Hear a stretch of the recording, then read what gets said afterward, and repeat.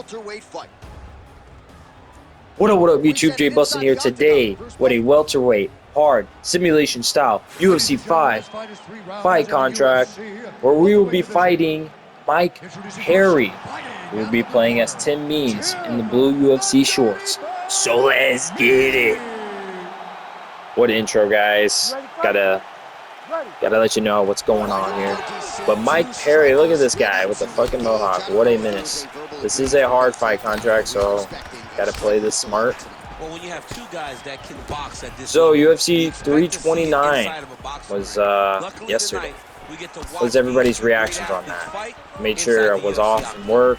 I was at home streaming it on Paramount TV. Not sponsored yet. Paramount, you guys wanna sponsor? Just let me know. But I was watching it, no ads. I thought it was a pretty good card. The co-main and the main were obviously letdowns, but it was a really good card. I was rooting for Corey Sandhagen against Batista. Batista's really good. His wrestling is relentless, ground and pound. He's very fast. He has a lot of power. Wow. It's one thing to land a hard shot. It's another thing. I gotta jab a little bit more. All right, find my distance, find the range. But unfortunately, Batista got, a takedown, submission attempt, and overextended Corey Sandhagen's knee, and that played a huge role. And that happened in round one, and that played a huge role in Corey Sandhagen's mobility and how the fight turned out. He did do a surprisingly well job at, moving around, and he was actually doing really good. His stand-up, he was piecing up Batista pretty well. I think Batista kind of burnt himself out a little bit as well, trying to finish the job. Every time he did land good, on Corey's chin, Corey was getting dropped, and we didn't see Batista go down. So he definitely's got a chin that has not been compromised yet. But I really think Corey Sandhagen could have won that fight. If he didn't get dropped in round 3, because he definitely got round 2. Hurt with a hurt leg, bro. He got round 2 for sure. May even got round 1. It was close. But if he didn't get dropped in round 3, I think he could have easily won that fight by decision. But, he ended up getting caught by Batista. So, but what a match. That was a great match. Another good one was Robert Whittaker. That was a really good match. He looked great at light heavyweight. First, I was worried in round 1 we got taken down, and his opponent was threatening the submission from behind. It looked like the same one that Hamza had him with when he broke his jaw, rear naked, or the face ring. So I was a little bit concerned, He was on the ground for a minute or so, minute and some change. But he ended up getting up, and man, he was piecing that guy up, man. He was finding the range well. Robert has hands, man, and he's fast. So they kept saying he kind of looks like a muffin. He's a little bit chubby.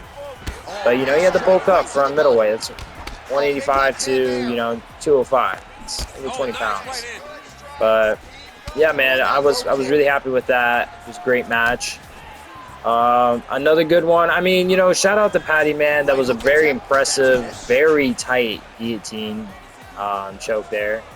But the thing is, man, we were hearing predictions, and everybody was saying it, dude. They were saying that BSD is a little bit reckless with his transitions on the ground, and he could get caught in a submission by Patty Pimblett. Literally heard it all week. I was like, if Patty's going to win, it's going to be by submission. Going to be because of that. We seen Dan Hooker throw the guillotine onto, BSD when they first fought, and Dan Hooker is a boxer. He doesn't even do that ground game like that. So, literally 10 seconds, BSD shoots a fucking terrible double leg, just out in the open, no setup.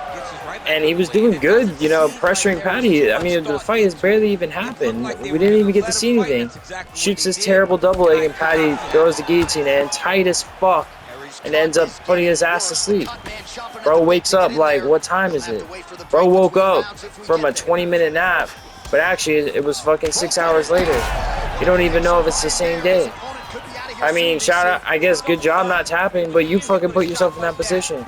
Because I'm not mad that Patty won, but I was pretty upset I barely even got to see a fight. you know. And then I was like, all right, well, I guess I got the main, Conor McGregor. Also, let's talk about this match real quick. I'm jabbing Mike Perry a lot. Doctor's coming in. All I have to do is go a little bit of the distance, and Doctor's gonna stop this shit. I'm like piecing it up his nose. He's just backing up now. These jabs are catching up. But yeah, so I was like, whatever, you know, Conor McGregor, he's really the only reason I'm watching this shit anyways. You know, we're gonna see the return of the Mac, the Notorious. It's Conor. Oh yeah, this shit's over. And you know, he goes in there and he tears his ACL doing a wild, unnecessary flying kick. And I get it. He used to do that back in his day, but even after Dustin Poirier fight, or when he was fighting Dustin Poirier in 2021, he would switch to a heavy boxing stance. He didn't use his kicks as much because, you know, he had bad legs. So I don't know what he was thinking. I guess, you know, the electric feel of the arena walking out, it's been like 5 years. Yeah, that'd make me feel like a god too, man.